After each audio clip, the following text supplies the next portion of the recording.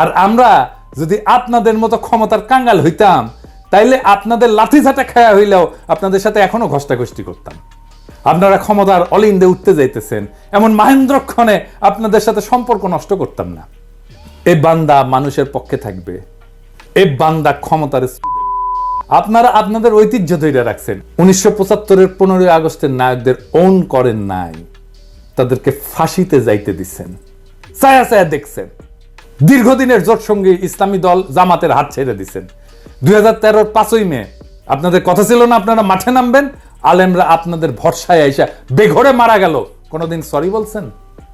আমাদের পিঠে ছুরি মারবেন, এটা নতুন কি? হ্যাঁ, আমরা কেউই নিজেদের জনপ্রিয় বলে মনে করি না। আমরা জনতার কণ্ঠস্বর, যে কণ্ঠস্বর আপনারা শুনতে চান না সেই কণ্ঠস্বর। জনতার নেতা বানায়, জনপ্রিয়তা জনতার কাছ থেকে আসে। যারা তার কাছাকাছি তারাই জনপ্রিয় হয়, তাদেরকেই পছন্দ করে, তাদেরকেই ভালোবাসে। আপনাদের তো আমাদের দরকার নাই। আমরা তো ক্যানন ফোডার জানেন তো, খরচাযোগ্য মানে জানেন ক্যানন ফোডার এই শব্দটার মানে? এটা একটা সামরিক পরিভাষা। এটা খুব অল্প ট্রেনিং পাওয়া সৈন্যদের ক্ষেত্রে বোঝানোর জন্য ব্যবহার করা হয়, যারা যুদ্ধে শত্রুর কামানের গোলার আঘাতে প্রথম সারিতে মারা যাওয়ার জন্য তাদেরকে পাঠানো হয়, মানে কামানের খাদ্য আর কি।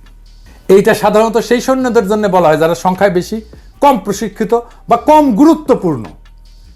তাদেরকে কৌশলগতভাবে শত্রু আক্রমণ ঠেকানোর জন্য মূল বাহিনীকে সুরক্ষিত রাখতে ব্যবহার করা হয়। মূল বাহিনীর সামনে ক্যানন ফোডাররা থাকে, এবং আধুনিক সময়ে ক্যানন ফোডার শব্দটা রূপক অর্থে ব্যবহার করা হয়, যেখানে এমন লোকদেরকে বোঝায় যাদের সহজে খরচাযোগ্য মনে করা হয়। কোনো উচ্চতর লক্ষ্য অর্জনের জন্য তাদেরকে ব্যবহার করা হয়। তাদের জীবন বা মূল্যকে যথেষ্ট গুরুত্ব দেওয়া হয় না। যেমন আপনাদের আন্দোলন সংগ্রামে রক্ত দেওয়ার সময় মাদ্রাসার ছাত্রদের লাগে, গরিব মানুষদের লাগে, গরিব মানুষের পোলাদের লাগে। তারপরে যে ক্ষমতায় বসেন আপনারা এলিটেরা, ওরা ক্যানন ফোডার, আপনার ক্ষমতায় যাওয়ার সিঁড়ি। আপনাদের প্রথম আলো আছে, ডেইলি স্টার আছে, মোদির ভারত আছে, বাইডেনের আমেরিকা আছে। আমরা কোন হরিদাস পাল? আমরা সেই প্রথম সারির সৈনিক। আমরা নির্বাসনে থাকব, আমরা মইরা গিয়া আপনার ক্ষমতায় যাওয়ার সিঁড়ি তৈরি করে দিব।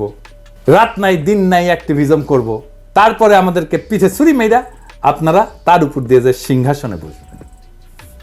আপনাদের লজ্জা হইল না নওয়াবের আমন্ত্রণে যে লড়াইয়ের সাথীদের বিরুদ্ধে কথা বলতে? নওয়াব মানে সংবাদপত্র মালিকদের সংগঠন, এর প্রেসিডেন্টকে জানেন?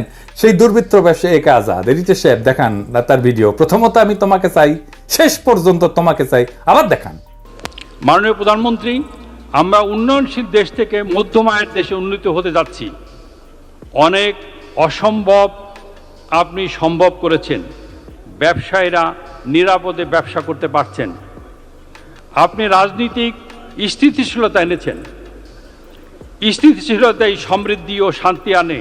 এই জন্যই বলি শেখ হাসিনার সরকার বারবার দরকার।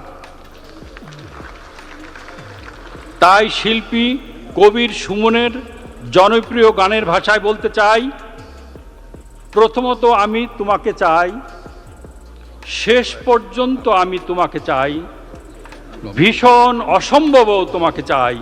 জয় বাংলা, জয় বঙ্গবন্ধু। এর আমন্ত্রণে যে এক কথা বলে রাজনৈতিক দলের লোকেরা।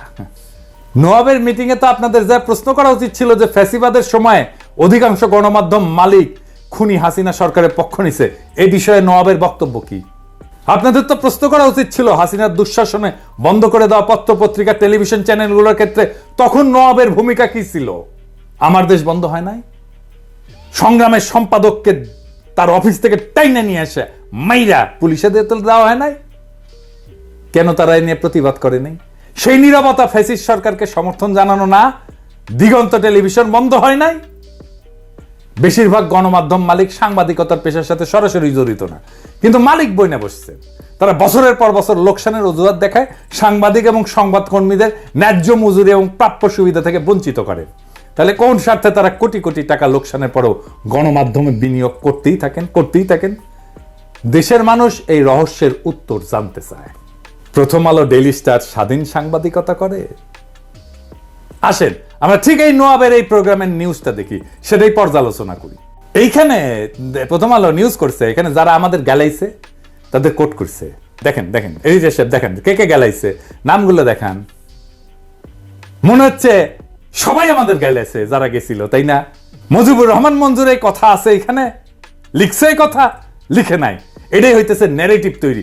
মুজিবুর রহমান মঞ্জুর কথা সাপ্রেস করছে, ঢাইকা দিছে, তার কণ্ঠস্বরকে ঢাইকা দিছে। নাগরিক কমিটির নাসির গেছিল, সকল ইসলামী দল গেছিল, তারা ভালো বক্তব্য দিছে, আমরা শুনছি কে কি বলছে, তাদের ধন্যবাদ জানাই। কিন্তু প্রথম আলোর মতির দ্বন্দ্ব যারা মালিশ করছে তাদের আমরা ক্ষমা করব না।